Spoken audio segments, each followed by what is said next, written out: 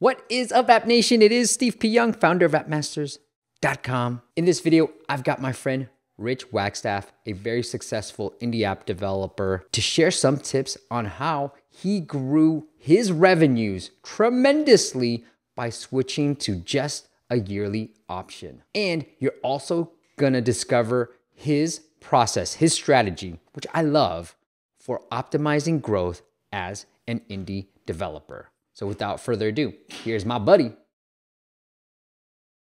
And the dog is talking. And without further ado, here's my buddy, Rich Wagstaff. But I know you had some recent success with switching different pricing plans. Can you talk a little bit about that? Yeah. So this was actually after your retreat. I think it was Dave said, so I originally, both of my apps are subscriptions, and originally I had 3 different pricing tiers. It's like 1 month, 6 month, 12 month. It was good.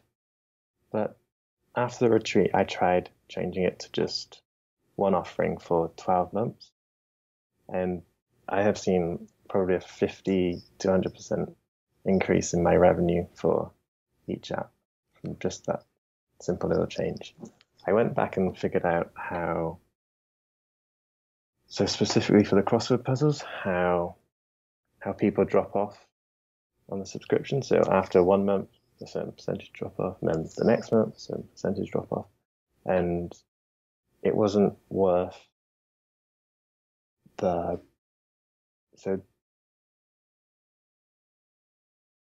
there were too many people dropping off in those first few months to make it worthwhile to offer the 1 month subscription.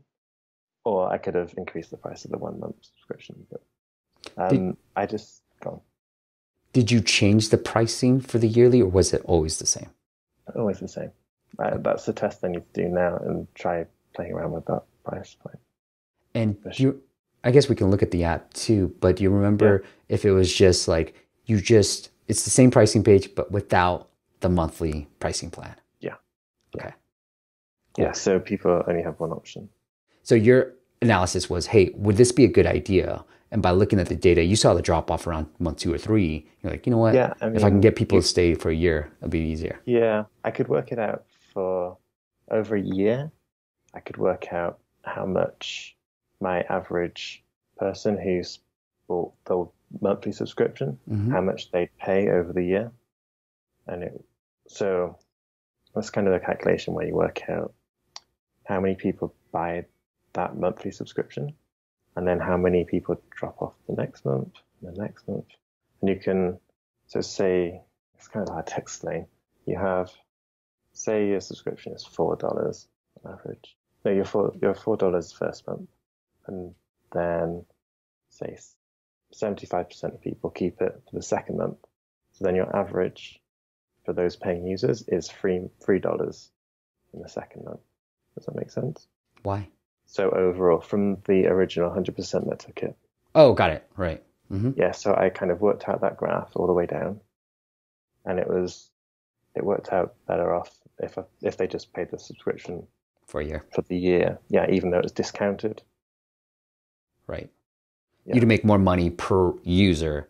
Yeah, per paying user. Paying user versus later on. What are things that, I mean, without revealing too many details of some of our growth hacks, like what are some things that have really worked for you in really trying to optimize for growth? I think from an indie standpoint,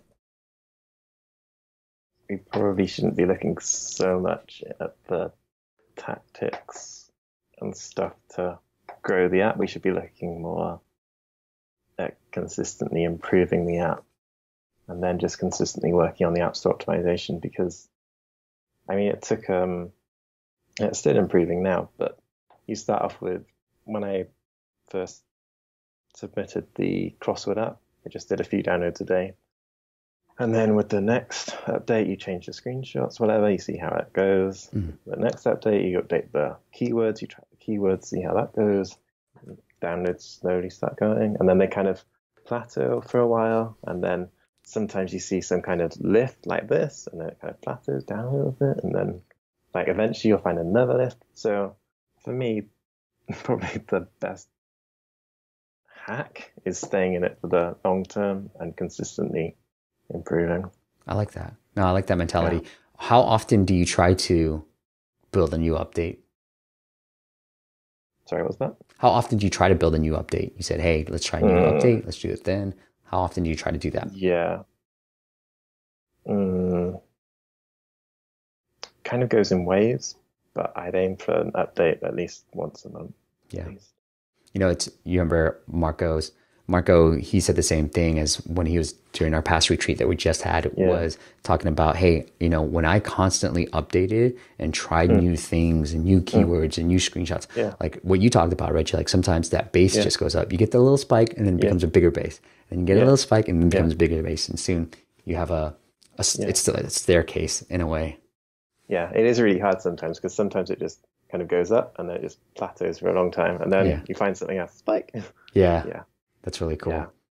But yeah, if you're playing around with keywords and stuff, and you're really trying to be really aggressive with them, just keep uploading the app and keep changing them like every week, every couple of weeks. Just see.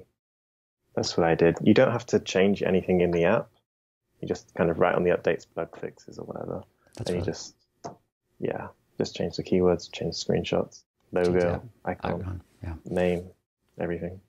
All right, guys, if you enjoyed that snippet, you can get the full interview of our recording. This was a recording that we did with our previous App Masters Virtual Summit. You can get the full recording by signing up for appmastersacademy.com. We're going to change some things. So this is your, I wouldn't say last chance, but the time is running out if you want to sign up for the low monthly price of $49. Go check out appmastersacademy.com if you want to see the full interview. I'll see you on the next video. Click the top video if you want to see snippets from our previous App Masters Summit. It is a complete playlist of all the snippets. And check the bottom video out because YouTube put some algorithms in there to show you that this video is the best for this current video that you just watched. Peace out.